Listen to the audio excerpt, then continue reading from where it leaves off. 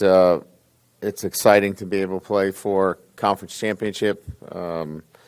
We've certainly feel like we've earned the opportunity to be here by the play on the field, and we're excited about the opportunity to represent SEC West and playing the #1 team in the country. Georgia's again proven themselves to be the best team, and we're excited about that challenge. We know it's going to be a tough challenge, but we're certainly up for this chance to win the SEC. That's what you play it for, and I know our guys are excited about it. Again, it's an outstanding football team.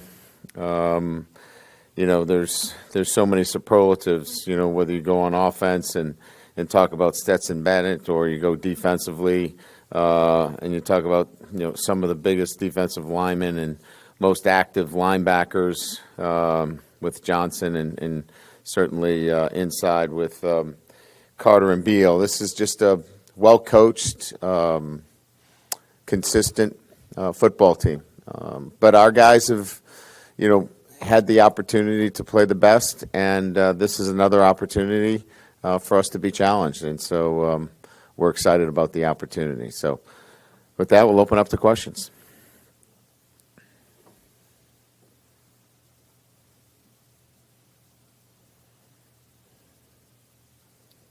First, just to check on Jerrick Converse, what his status is. And also, this was always kind of a makeshift year at corner. I guess, how would you evaluate it now you're 12 games in on how that group did, a lot of moving around and whatnot?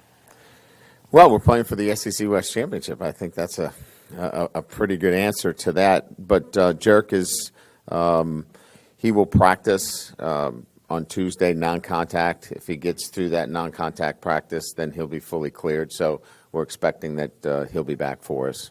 I think our guys have done a really good job. I mean, putting together a secondary when you didn't have one is not where you want to be. And I thought that they've, really hung in there all year. We've used a number of guys at that position to hold it down. And, obviously the latest with Jay Ward playing the corner, and he played really well. So really proud of the fact that we've been able to move new players into those positions and obviously get us to the SEC West Championship. Coach, right up the middle. Could you give us an update on Jayden? You did yesterday on the teleconference. Yeah, nothing more. I'm sorry. Could we get it in person just for the TV sake? Sure. Yeah. So the update on how do I start? Can you give me a?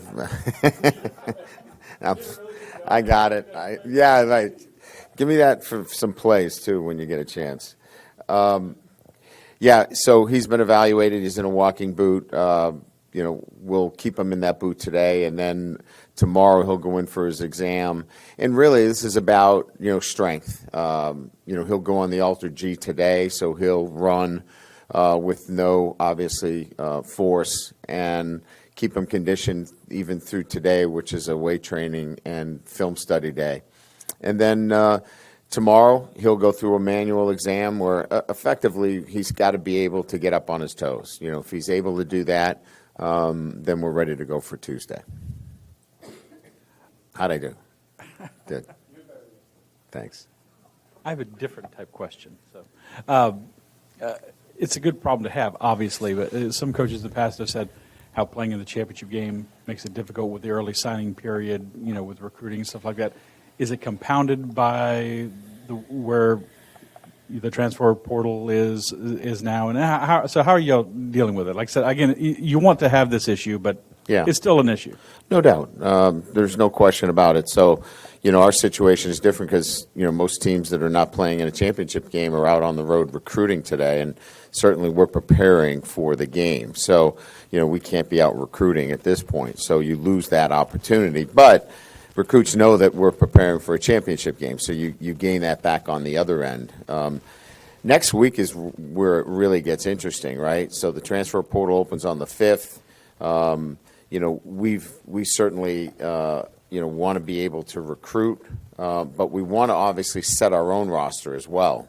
So it's balancing setting your own roster, evaluating your team, exit interviews, doing those kinds of things while you're also recruiting and keeping an eye on the portal. So you've got a few balls up in the air next week. And then our guys are in exams. So, it lends itself to where we don't have to be hands-on. We can turn them over to our strength and conditioning staff. It's just a matter of balancing how much time we spend with the guys in terms of one-on-ones so we can set our roster, who's coming back, who wants to go to the NFL, who may want to go in the transfer portal. All those things we have to take care of and set our roster here at LSU, as well as look at the portal, and we got to recruit those that are coming in as mid-years. So 3 balls up in the air at one time next week. I've been able to ask you this question a lot this year. You've apparently played a lot of teams from the SEC. You played Georgia recently twice. Yes. Impressions of playing them when you did in 17 and 19, and then also, do you take anything at all from those games for this week? Not really. I mean, structure defensively is very similar. I mean, certainly the personnel is different, but structure is the same. You know what you're going to get. Offensively, they're a little bit different with Coach Monken. He's got a creative bent to him that's a little bit different than what they had in 17 and 19. But there's similarities there that we take as a crossover more than anything else. And again, this then becomes how do you handle Brock Bowers? How do you handle some of the matchup situations that you have to deal with? The quarterback is totally different, and I think structure is one thing in terms of knowing what the structure looks like, but then you have to game plan against individuals, and I think that's where this becomes a little bit different. Coach, obviously, you've been around a long time and watched plenty of SEC ball. Coached long time. Yeah, long time. Thank you. Many years. Appreciate it. When you joined the SEC West then and you thought about what it was to go through a year, how does that compare to now? I guess what was the biggest takeaway from being a head coach in the West? This past weekend, how you have to bring your best each and every week. If you don't bring your best, you'll get beat. And so I think that to me, more than anything else, is the takeaway. You cannot play without the energy and the identity of your football team. There's just too many talented players. And if you're not ready to play and play at your best, you'll get beat. That's the SEC West. Coach, what would it mean to win the SEC championship, regarded as the top conference in America, especially after what you inherited and the situation you were in a year ago? Yeah, I think it would be obviously something that we would all feel great about in our first year here at LSU. But I think, overall, it's hard to win SEC championships. It's so hard. I mean, there's so many good teams. We've just talked about how you have to play week to week in the regular season. But to get there and then win it all, it's that's why somebody asked me yesterday about do you think that if they expand the playoffs that an SEC championship would be devalued? And I said, absolutely not. You don't know what you have to go through to actually get here. And that's why I think it would never be devalued, and it would be such a huge thing for this football program. Brian, down here. You've talked obviously a lot this year about processes, and that's kind of been like the key to your program in general in this season. When did you feel like maybe the players had finally kind of adopted those things and those things were clicking in terms of off the field processes and all that kind of thing? Well, I mean, I think it's like anything else. When you put in a new way of doing things, new standards, it's like anything in life. You go to a new business or a new operation, there's a new way of doing things. That just takes time. I don't know that we're there yet. I think the first year is really, setting those standards, making sure that they understand. I think we're at that level of, conscious competence. We know what to do. We know how to do it, but it's really hard for us. And we want to get to, where it's unconscious competence. We don't have to think about it. It's just we do it, and we do it the right way every day. And I think it's still a process for us. They understand it a lot better. So I think that's where that level is. but we still have another level to go. Hey, Coach, right here. You're going up against a 6'7", 270-pound tight end this week. How do you combat that? Hope they don't throw it to him. Is that what you mean? Yeah, I mean, look, sometimes, we break this game down to, one player against one. You're hoping that in some situations that your zone coverage where you have somebody underneath them over the top. Because really, if you look at it, if it's just a one-on-one situation, he's a pretty, unique athlete, and that he can line up and has lined up at wide receiver.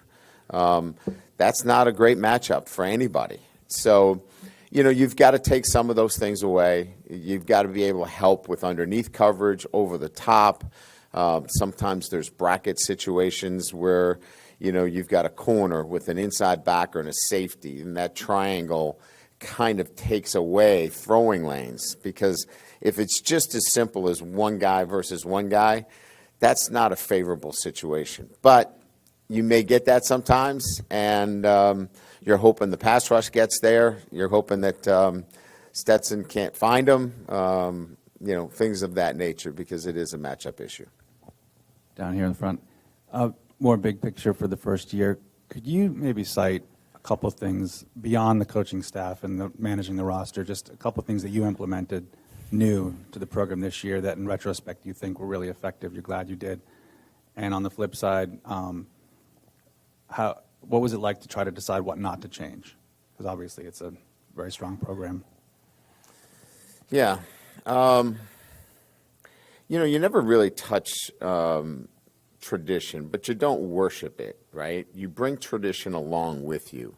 And that is you make sure you're welcoming former letter winners, former players, those that have been, part of building the pride and tradition of LSU. I think that's absolutely crucial, to have guys back that have helped win championships here. And I think we've done a really good job of doing that. So without worshiping it and falling into that kind of, hey, we have to do it this way because it's always been here, but paying attention to those that help build the program, I think that's one way that I think we've done a really good job. And I think the other way is much more, day-to-day in terms of, we have a thing called SWAT teams where, I think that's standard and setting a standard so our guys knew what the expectations were, and on a day-to-day, they come into our building and we're not throwing them curveballs.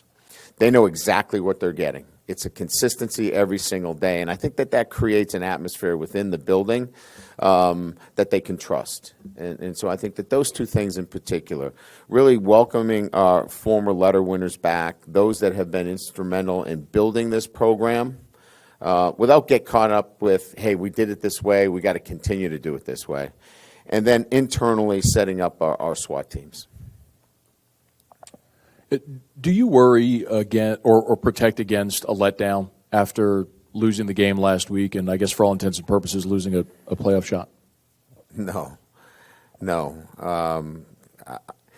The least concerns I have is a letdown. We didn't play up to our standards, and so our guys know it, and they care about that. And you could sense it and feel it over the last couple of days, from after the game in the locker room to yesterday when they had to be here for meal, even today in the training room. Our guys know they let something slip away, and they're upset about it. And they know how they have to play. I mean, we don't have a margin for error. We have to play with grit. We have to play with fire. We have to play to our identity. And if we don't, we're not the kind of team we need to be. So I think they're anxious to go back out and play up to their standard, and that's the way I feel that they will play. Could you go into further detail on Stetson Bennett, what you see in him as a winning quarterback, a consistent player? Yeah, I think when you turn on the film, he just exudes confidence. He's a guy that has mastered the position in what Coach Monken and certainly Coach Smart are asking him to do within that offensive structure. He just, he moves around with confidence. he's only got very few rushes. He's not a guy that's looking to run, though he can run away from you. In the Auburn game, you could see him accelerate and separate from some defenders. But he wants to get the ball to his playmakers. He's just a smart, careful with the football. He just, I think the confidence level that he brings up the level of confidence around him and all the playmakers that he has. Coach John Emery had a rough game against UAB with the fumbles and then comes out and scores 3 touchdowns for you this week. Can you just talk about, as his head coach, the ups and downs you've had with him and the electric stuff he can bring to a game like this, but also the need to protect the football against a Georgia defense that's probably going to try to rip it out? Yeah, I mean, I think it's pretty well chronicled that, our depth at the running back position is not where it needs to be. And so, you've got to be very careful. You got to make sure that John understands that, look, you can't continue to put the ball on the ground, but yet on the other hand, we can't put him on the shelf because he's got to help us. So, I thought he handled himself pretty good. I think Coach Wilson's done a great job of dealing with him in terms of the mental aspect of preparation and how to do this with a concern for holding on the football. But we got to get the best out of him because, as you know, he's a very talented player with the way he played this past week. So it's been a balancing act a little bit. We get Josh back this week, which will help. But I think more than anything else, Coach Wilson's done a really good job of balancing that, discipline of carrying the football with, we need you to play big for us as well. In third year in a row, Georgia's in this game. In what way might that be an advantage for them? I don't know that it is per se. I think that their team, clearly, has themselves in a mindset that this is where we should be and we expect to be here and we expect to win. And, anytime you face an opponent that's confident and believes they're going to win, you've got to beat that. You've got to go ahead and take that from them. It's like, playing the Alabama teams, those that believe they're going to win football games. We were 1-9 against Alabama, in the last 10 games. They believed that they were going to beat us, and we had to go take it from them. And we'll have to do the same thing, with Georgia. This is a team that believes they should be there, and they should win the SEC championship. So we have to overcome that as well. Staying on Georgia, just their defense. Obviously, Kirby's done a great job of, building them into what they are consistently as well. What do you see when you look at them on tape? Well, certainly, physical, the defensive tackles are outstanding. Carter and Beal, I think, look, I think it's pretty clear that what you'll see is the perimeter players not only are athletic, but they're outstanding tacklers. And that doesn't surprise me from, coming from what Kirby does and obviously what he demands from his players. They're tough-minded. They play physical. They play downhill. And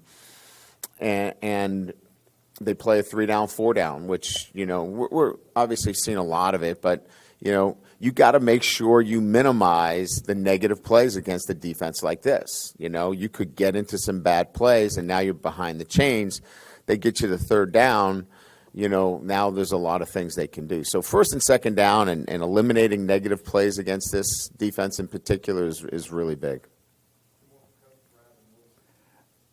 Ryan, you mentioned, running back depth's not where you need to be. A lot of things in the team are not where you need to be, and yet y'all are in this place.